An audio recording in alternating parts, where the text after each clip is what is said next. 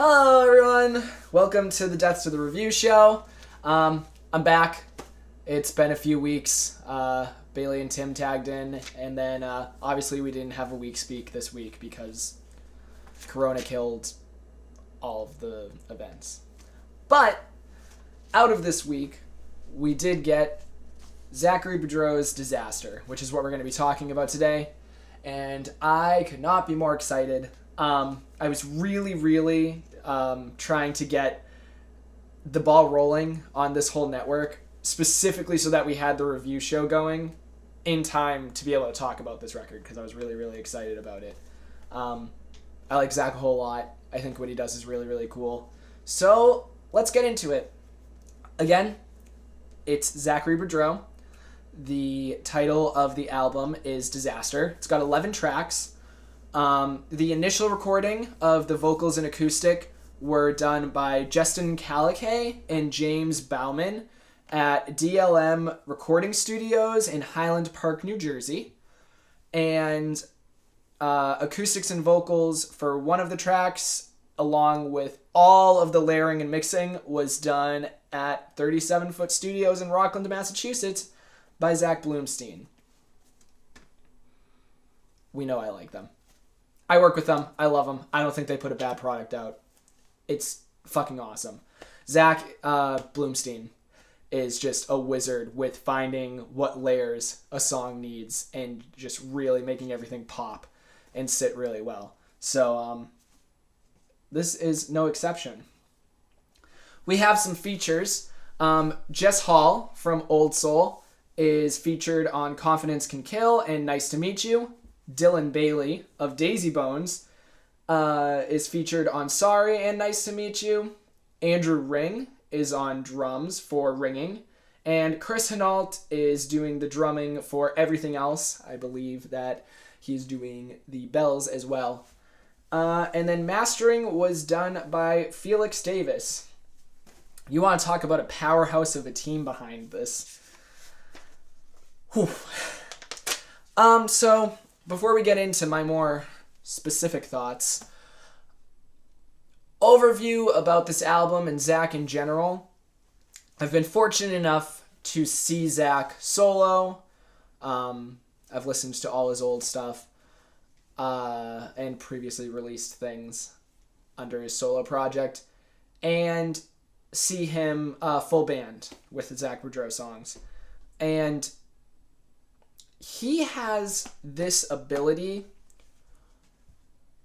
to just create an atmosphere with his songs. I'll get into it really specifically and the stuff that I pointed out, but he's very good about, in his writing, trimming the fat and keeping things to the point or vague if he wants them to be, but making a room and a soundscape for all of that simplicity to live in, so that even if it is just a repetitive line, you really can feel the energy and the emotion and the intent behind it, because you're just living in the space that he's created.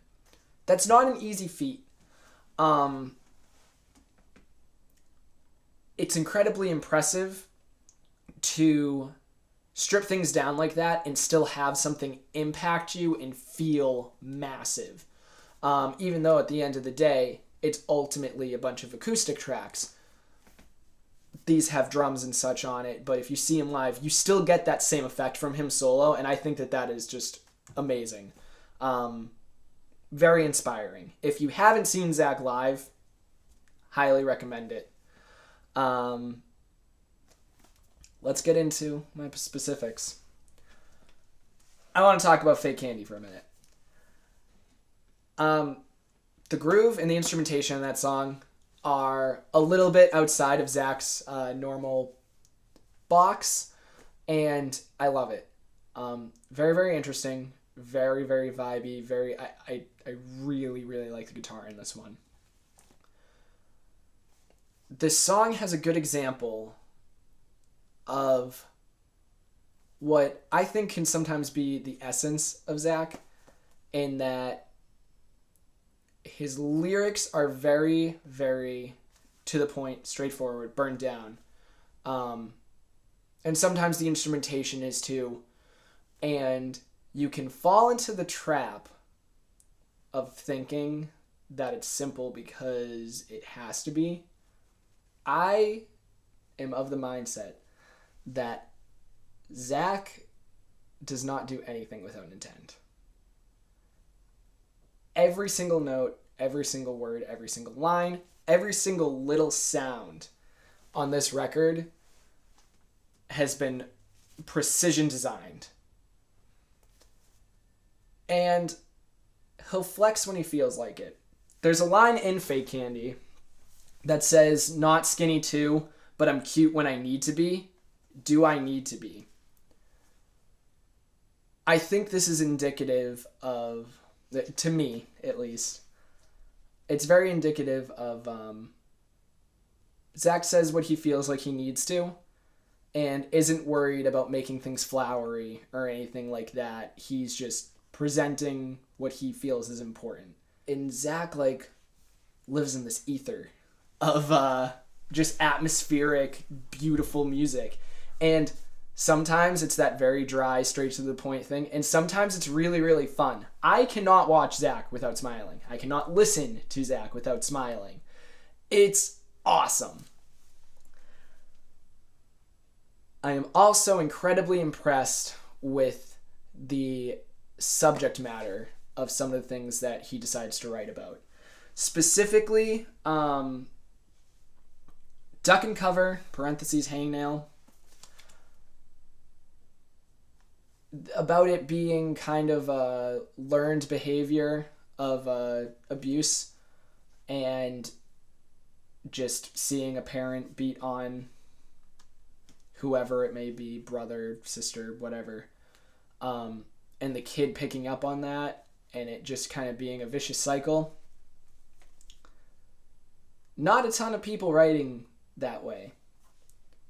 Confidence Can Kill, being specifically about drunk driving and just not doing that because it's fucking irresponsible. It sounds really obvious when you just say it out loud, but it still happens. And Zach wrote a song about it. And it's good.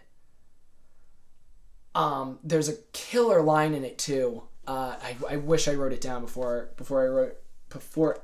I recorded. But basically, I don't want to butcher it. Along the lines of the character in the song wanting to escape the cube inside his mind. He's sick of right angles and godlike precision. Obviously, I just butchered that. But the intent there and that wordplay, fucking lit. It's good stuff. In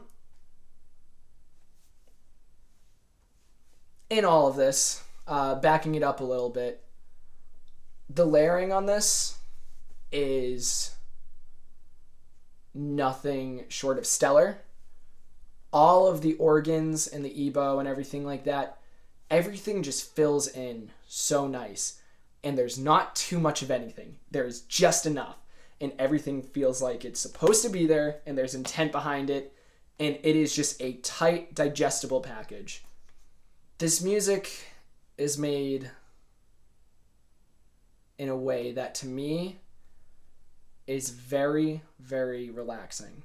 Like I already said, I can't listen to Zach without being happy. But I've also, just in getting ready to do this review, found a deeper respect for, you can just listen to it and it's just nice background music, or you can really, really dive into it and pick it apart.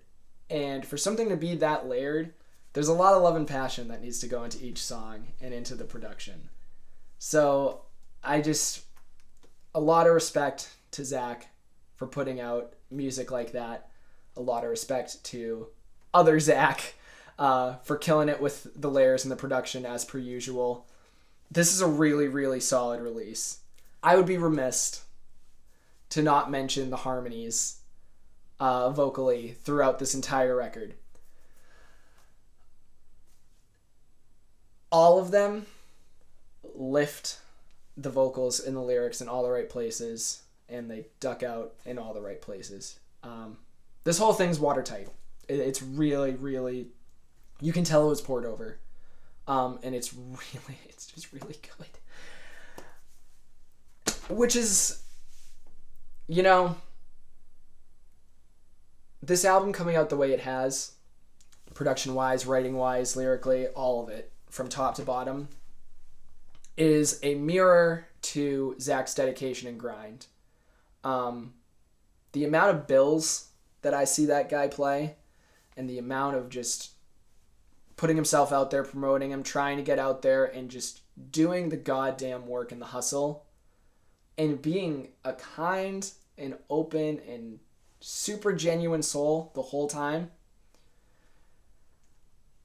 Good products come from good people. And I think it's very, very important to support good people. If you haven't yet, go check out Disaster. Check out all of his other releases. I will put links to everything in the description below for social medias, what have you, gigs to find him at. And make sure to get out there and support your local artists these days, because local shows aren't hitting so hard. In fact, they're not hitting at all. We've all been in our houses for 2 weeks. I've been Trevor Sullivan. This is the Deaths to the Review Show. Thank you for sharing your time with me.